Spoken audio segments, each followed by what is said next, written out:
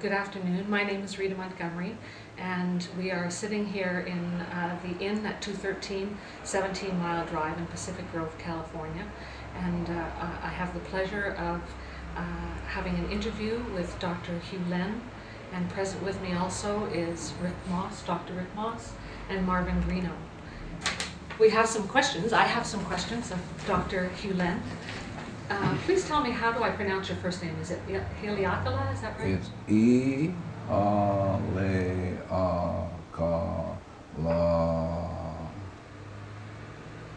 E-A-L-E-A-K-A-L-A. Thank you. Yeah. I'm wanting to speak with you, especially about some of the ideas that you bring up in the book Zero Limits, written about you by Joe Vitale. And perhaps you could start out by explaining a little bit about this idea of 100% responsibility for oneself, and an entirely different idea of what the self is according to the system that you speak about. Well, I think Shakespeare said it better than I. If you read Sonnet 146, Shakespeare says, "Poor soul." And so Shakespeare is saying the basic idea is that there are tragedies in our lives because we don't take a look at where the origin of the problem is, and it's always in self. So the tragedy being in life is that we're clueless and we repeat the same thing over and over and over again. And so when I work at Hawaii, for example, when I worked at Hawaii State Hospital, working with people killed, raped, and murdered people, I had to ask the question, what is going on in me that I'm experiencing this? I'm experiencing a patient being violent, I'm experiencing staff going crazy, that sort of stuff. And so having to take 100% responsibility for that. What's going on in me that I'm creating this experience? And so I just do this cleaning, and the cleaning, the Ho'oponopono is about going into the self, and specifically into the subconscious, and where the data is, and since everything is run by information, so the information in my subconscious is dictating to me what I'm seeing, what I'm experiencing. It's like in Shakespeare's Tempest, where Miranda says, "Oh, woe is me to see what I see." So Miranda has this insight that she's only seeing with data. And so it is with me, and so it is with all of you. And so I just work on the data in me that I experience as, quotes, the other person. So if I see you as being crazy and goofy, it's only my experience of you. If I erase that, you can't be that way. Not possible. And so that's what I mean to be 100% responsible.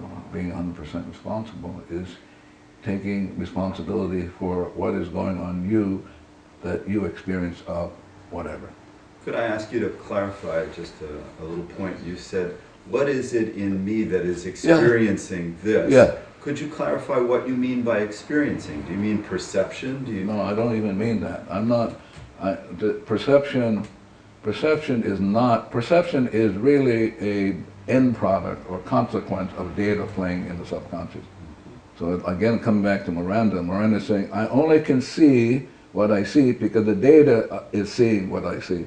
So Miranda is really speaking what Shakespeare says, the mind is just a stage, and the data runs around on the stage, and the data is really what is going on. And so if the data is such that I'm experiencing suffering, or I'm experiencing people being goofy, then I have to be responsible for that. What's going on in me, and it's simply data playing, and more specifically memories replaying in the subconscious. And those can be erased. Mm-hmm. I think that is probably the most profound thing about this Ho'oponopono, is that you could erase data. Could you give us an example of what it feels like or looks like for data to be erased, or is that not something that can be done in this kind of setting? I'm not sure what you're asking. Could you give us an example of cleaning? I mean, how do we erase the data within our own minds? Well, is that something that could be Yeah, discuss. of course. You can teach it. Trees can do it. Cars can do it. Anybody can do it. But the idea is the most fundamental question one needs to know is the question, who am I? And most people have no idea about who they are and therefore are not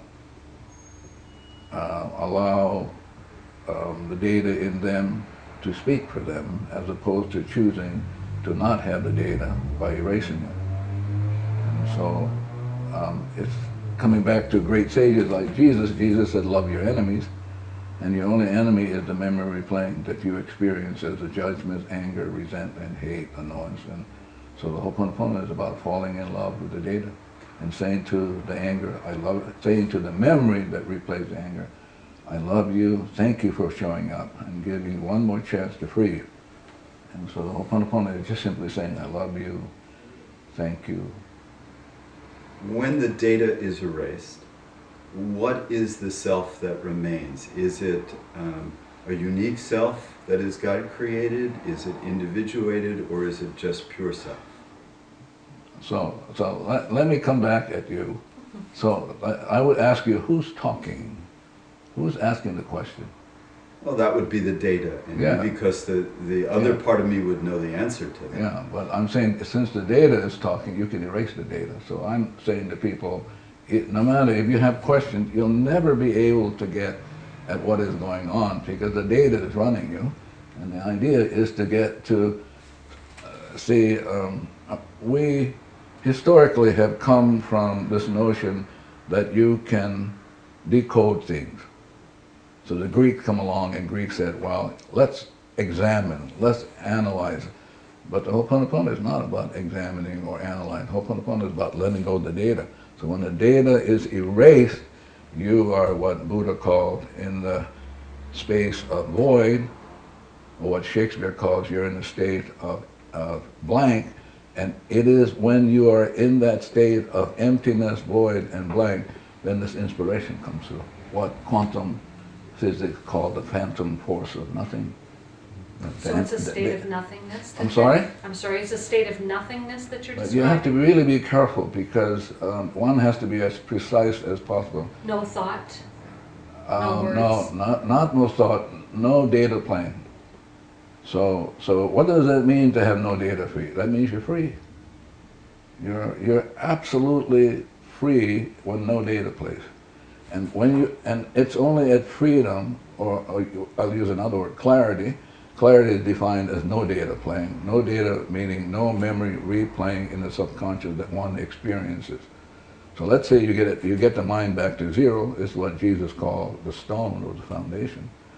And only on that foundation then can you build something. And then out of that foundation comes the inspiration. And so you are moved by perfect information as opposed to being using dead information. Because most of the time we're dead. Because we without realizing, we're stuck in old data and we're dead. And the Ho'oponopono is about releasing the death and the debt. So we basically have a mortgage on our souls, and we don't even know that.